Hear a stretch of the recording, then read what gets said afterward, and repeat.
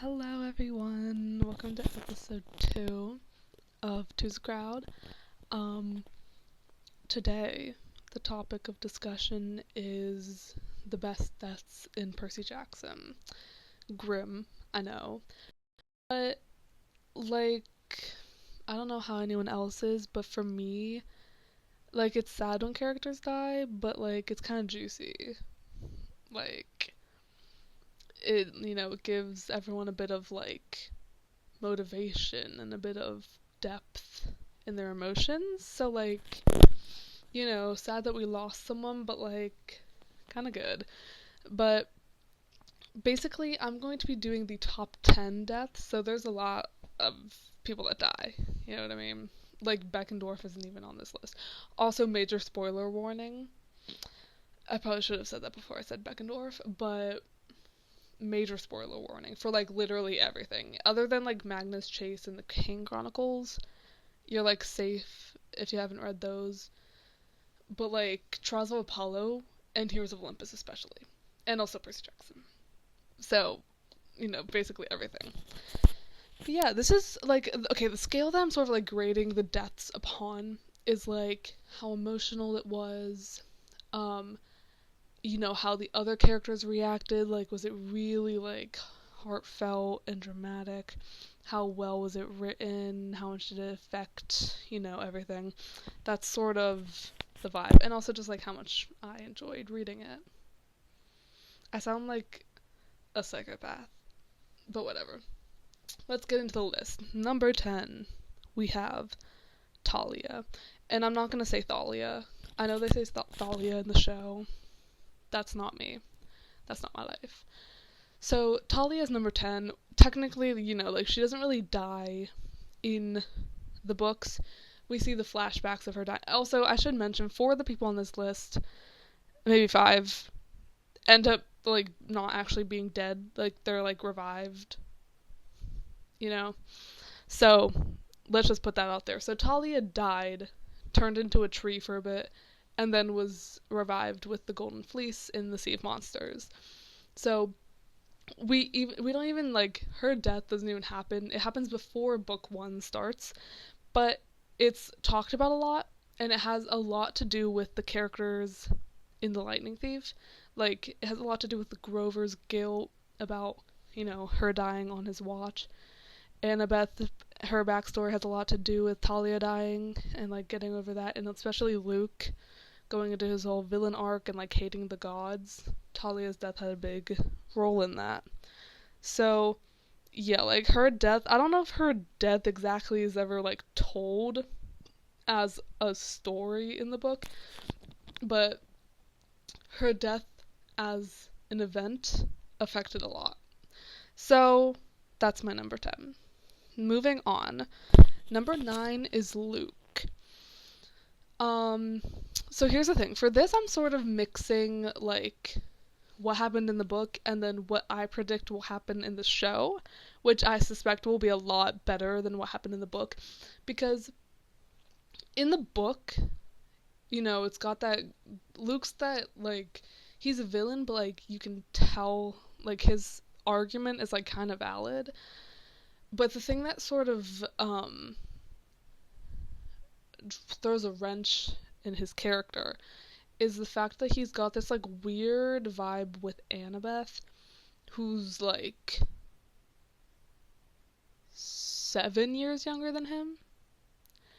Cause in book 1 she had a little crush on him cause he was her hero, and then in book 5 when he dies, as he's on his deathbed, he's like, Annabeth, did you ever love me? And she's like, no. And it's really weird because she's 16 and he's 23 at that point. So it's that's weird. But they've really taken that whole thing out of the show. They're only on season 1, but Annabeth, there's no talk about Annabeth having a crush on him, and there's nothing weird with those two. So I'm suspecting that in the show, that whole line of did you ever love me will not even be a thing. So in that death would be ranked higher, but for the sake of the fact that what we have right now is him saying, did you ever love me, which is gross, it's there. But like on the other hand, it's like a big, huge moment, huge plot point, really affects a lot of the characters. So that's that. Number 8 is Hazel Levesque. So sort of similar to Talia, she died before the events of her book, but she like talks about it in flashbacks and it's like very in depth, and then she's like later revived obviously so that she can like go and like live through Heroes of Olympus. um but her death is so dramatic. It's like her and her mom, and it's like the 1930s or 40s or something, and she like they go to Alaska because it's like the land beyond the gods, and they fight the giants.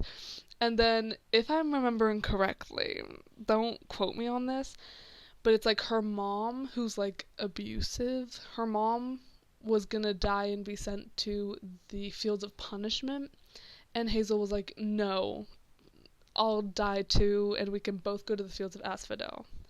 Whereas, like, Hazel, like, should have gone to Elysium if she had died, but she was like, I'll balance it out. Like, we'll both go to the mid one instead of me going to the hero's place and her going to, like, the bad place. So that was her whole death, and then obviously later Nico, like, found her in the Fields of Asphodel and, like, saved her. But yeah, like, and she was, like, 13, 12 maybe even, like, like, Hazel is so overlooked, and Rick Loki did her dirty. 'Cause it's a lot. Maybe I should do a Hazel episode. 'Cause there's a lot to talk about, but, like, she starts off as, like, a boring character, but, like, she's got so much. Half of her POVs in The Son of Neptune are her talking about her past, where it's like, he could have done a short story about her past. Like, whatever. That's number 8. Number 7 is Bianca D'Angelo. So, her death, major drama, right? It's really, I don't know, something about her death really just feels so real, because she's like 13? I don't know how old she is, like, when she dies. But, like, she's just joined the Hunters of Artemis. She's like, yes, I'm going on this quest. And then they're in the grave, or the junkyard of the gods, and it's like, don't touch anything or there's gonna be consequences. And she picks up this little action figure for Nico, because he loves action figures, and she feels guilty. And then, like, all of this, like, wrath is brought upon them because she took something from the junkyard. And so she is like, this is my fault, I gotta go fix this. And so there's, like, a big, not a robot. It's like a robot giant sort of vibe. I don't remember what it was. An automaton, maybe? I don't know. But it's, like, mechanical. And it's big. And she, like, runs up into it and, like, stops it. But, like, it implodes on her. And she dies. It's, like, really crazy. Yeah. But, like, first of all, like, that's so dramatic. But then also just, like, the way Nico reacts, obviously, is huge. And her death has repercussions, like, throughout the rest of the PJO series, like, in the Heroes of Olympus series. It's talked about in the Jaws of Apollo, it's talked about in The Sun and the Star, like, it obviously deeply affected Nico, so that's enough for me for it to be number 7. So yeah. Number 6 is Leo Valdez. Another death that I often forget about, because he does get revived, like many people on this list. He gets revived, like, 2 seconds later. The crazy thing about his death is that he dies, everyone thinks he's dead, everyone's sad and mourning. He gets revived, like, literally before the end of the book that he dies in. Like, he dies at the end of Blood of Olympus, and the last chapter is him being revived and then going to find Calypso on Calypso's island and all that. But the crazy thing is, once, he gets Calypso and he's been revived, he doesn't, like, tell anyone. Like, it takes him it takes him time to get back to camp, which I don't really know why. Like, I'm pretty sure there wasn't a reason. I'm pretty sure he was just lollygagging, you know? So, not sure what that's about. But, yeah, his death is really dramatic. He, like, blows up. I'm pretty sure. It's like at the end of the battle, whatever the Blood of Olympus battle's called. And he just, like, blows up in the sky. And everyone's gagged. So yeah. It's just, like, it's crazy that he died. And the whole thing was that people knew either him or Jason was gonna die. But it ended up being him. Yeah. Number 5, okay, this one's a little illegitimate. Because there's times when people die and they come back. This one, he doesn't actually ever die, but people think he's dead. And it's Percy.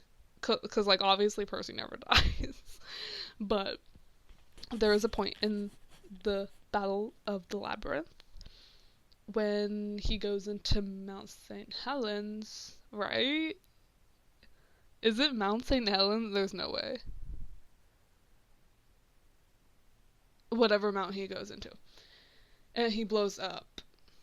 And he, similar to Leo, maybe Leo got stuck on Ogygia, which is like Calypso's island.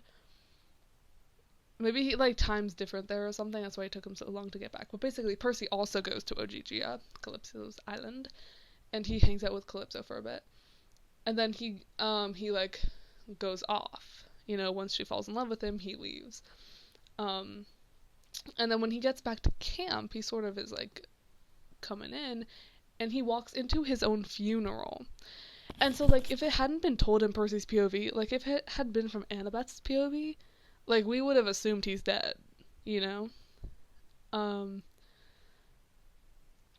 so I think that the fact that they were literally, like, about to burn his shroud constitutes as a death. It's, like, close enough. I just love this scene, and I think it's so underrated. Like, it's one of the best scenes in the entire, like, in anything Rick's ever written. The bit where she's, like, where Annabeth's talking at his funeral, and she's like, he was the best friend I ever had, and he's right there, and he's literally just, like, there, and then she goes up and hugs him. It's too much. It's too much. I love it. So that's number 5. I know that's not, like, legit, but whatever. Number 4 is Bob. Oh, y'all know Bob. Bob's death might be the most iconic. Dare I even say that? It's so devastating. But, like, it's probably one of the most quoted things in the fandom, which is, like, tell the stars I say hello or something. And, like, Bob says hello. Like, that's... Y'all know about that. And the way that it comes back in the Sun and the Star. Basically, I should talk about this full length.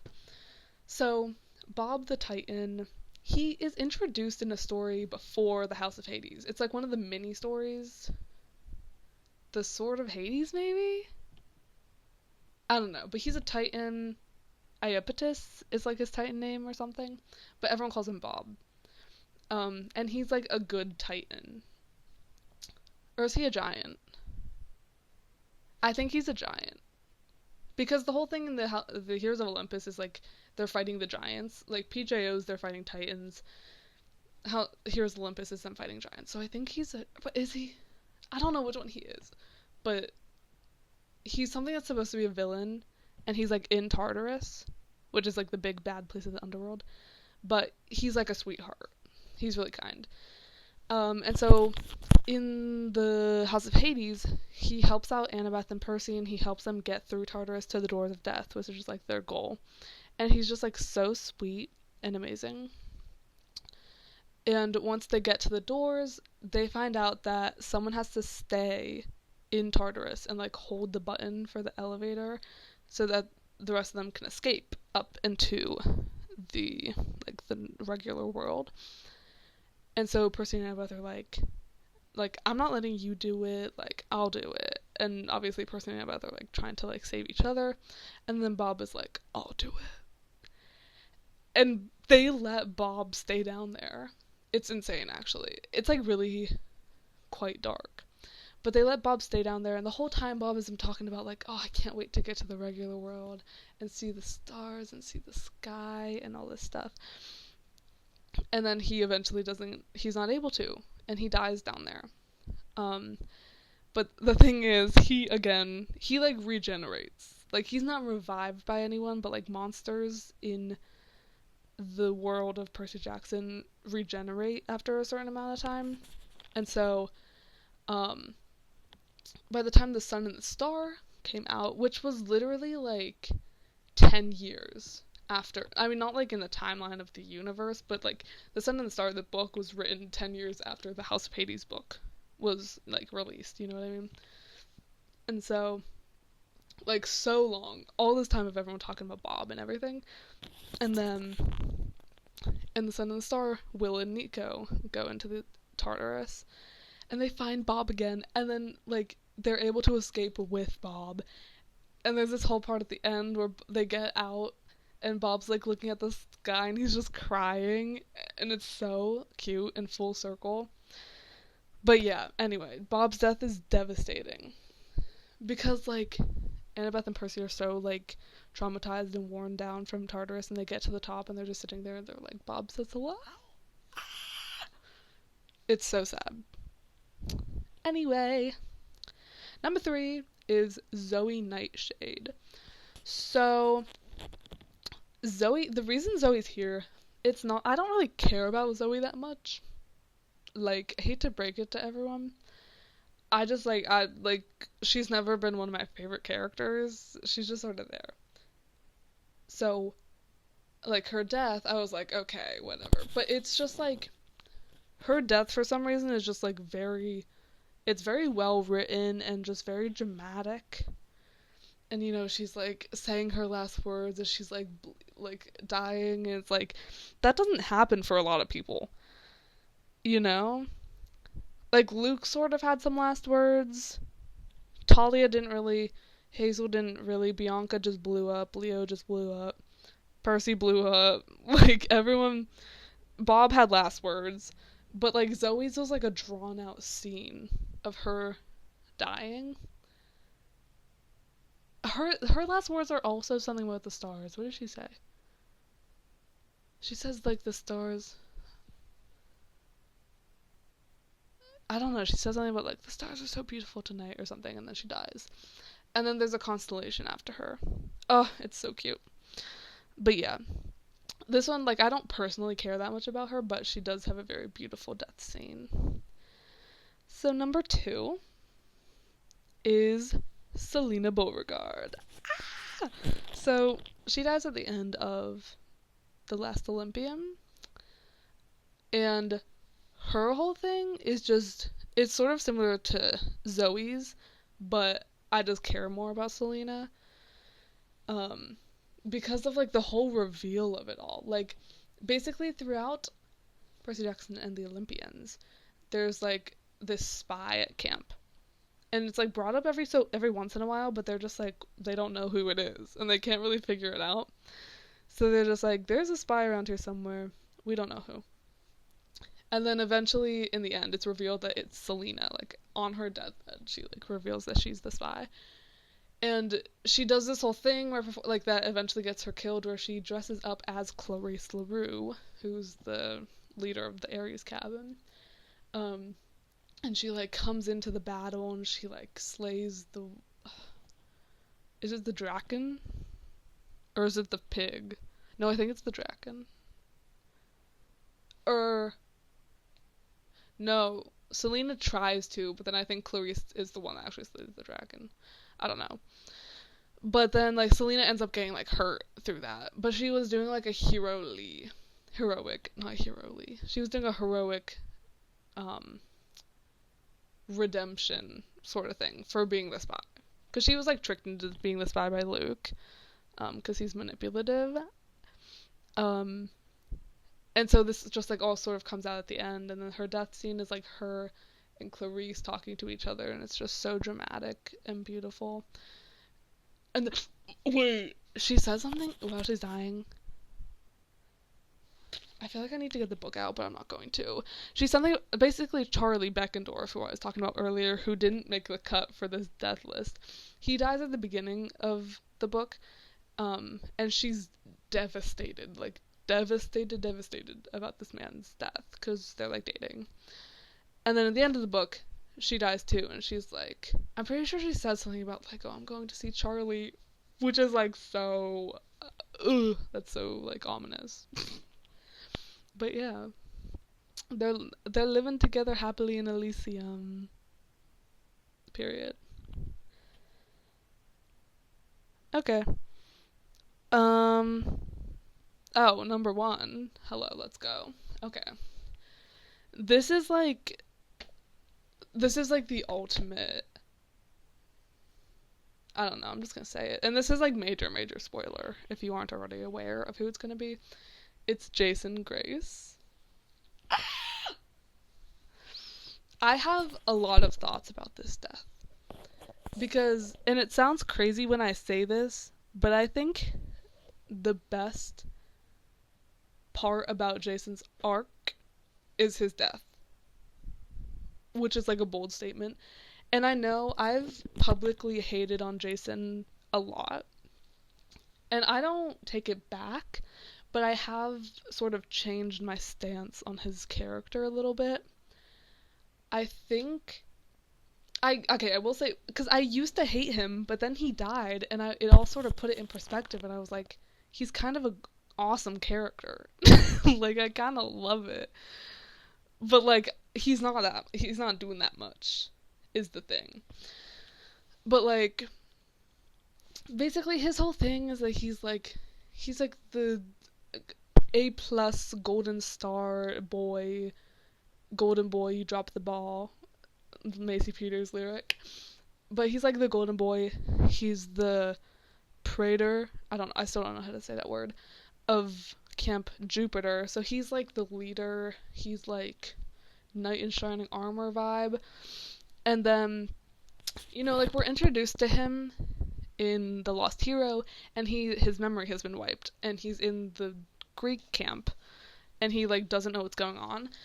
And so that took away a lot of his character because he didn't have his memory, so he like didn't know what was happening. And so that was kind of tough, and it made him look very stupid, to put it lightly, because he's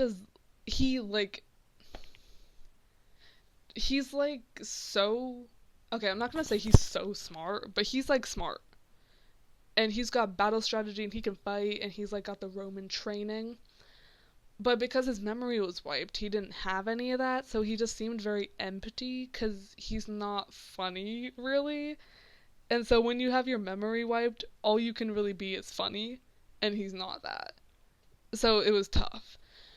But then, like, as Heroes of Olympus goes on, he sort of shows his intelligence and, like, his strength and stuff.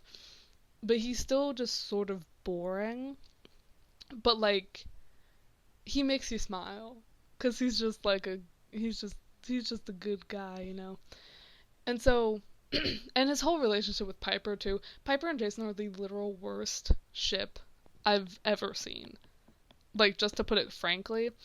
But because of The Burning Maze, which is the book where he dies, The Burning Maze is like really the key. And I do feel like it was Rick retconning everything a bit, because I think he looked back and he saw that the fans were saying, like, Jason and Piper suck. Their whole relationship is based off of fake memories, and they don't even really like each other. Like, the entire time they're comparing themselves to Percy and Annabeth, and they're like, why aren't we like them? And it's because you don't like each other. And it's because Piper's into girls. So, basically, in The Burning Maze, they break up, which is like tea, because no one ever breaks up in Rick Riordan books. So that was like awesome. I was like, I'm so happy they broke up. And then they have to go on a whole quest together, which is the tea, because they like just broke up. and then Jason dies at the end. And so, but like in that book, it sort of showed like when they broke up, he was making all these plans of like how to redesign Camp Jupiter, and he just has a lot of cute moments in that book that shows like potential. And so then he dies, and that's just like, had he not died, I would have been like, okay, whatever. But it's him dying with like all this potential that I'm like, wait, he was kind of like awesome. Like I kind of love Jason. So I think killing him was the best option, which is why I think his death is the best death, because like it literally makes the character better.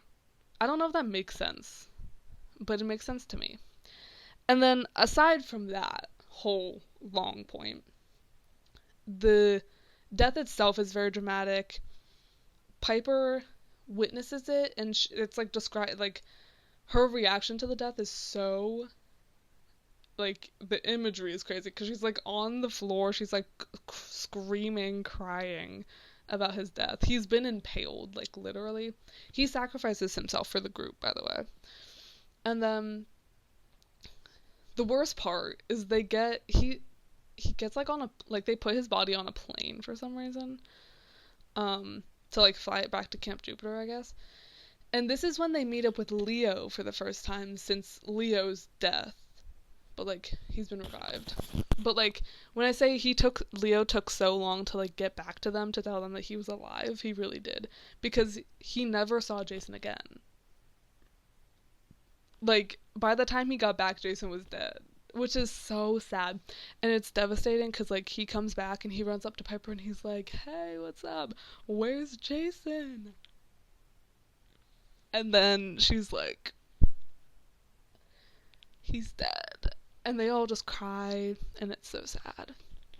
But yeah, I remember reading that and reading Leo's where's Jason? It was so devastating. But yeah, and then they have like a whole funeral for him. It's really, really crazy. And then the whole gag of it is like reading. Okay, like Nico's reaction to Jason's death was crazy. Because like they talk about it in Tower of Nero, because that's like when he sort of found out. And then in The Sun and the Star, Nico's talking about it in his own POV. And then he also has a whole talk with Piper about it, about Jason's death. And it's so sad. And then another thing is in the new Percy Jackson and the new Percy Jackson and the Olympians books, like the Chalice of the Gods, the Wrath of the Triple Goddess, whatever the other one's gonna be.